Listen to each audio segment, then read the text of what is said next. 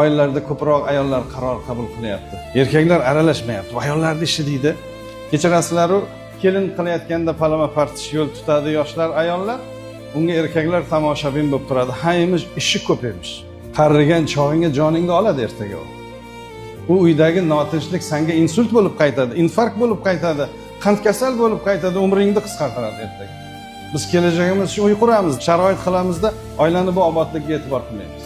Ya'ni aytmoqchimanki, ayollarimiz topsin, izlansin, lekin qarorni erkaklar qabul qilsin. Bir erkak bir ustozni oldiga bordilar. Men qanday to'y qilishim bo'yicha maslahat bering dedi. Olim aytdilarki, bermayman maslahat. Men sizga maslahat bermayman. Nimaga? Olimlar savollarga javob beradi-ku, yo'q bermayman.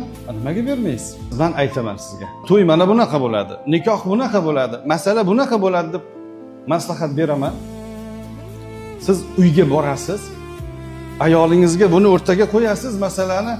Ayolingiz aytsa-ki, domla aytaveradi-da. To'y hozir zamonaviy to'y bunaqa bo'ladi desa, ayolingizning diniga putur yetadi. Shuning uchun qo'ying, siz ham gunohkor bo'lmang, ayolingiz ham gunohkor bo'lmang. O'qing, o'rganingda qanday to'y qilish bo'lsa qiling, oilangizga zarar bermoqchi emas. Mana shuni zamirida qancha narsa turibdi.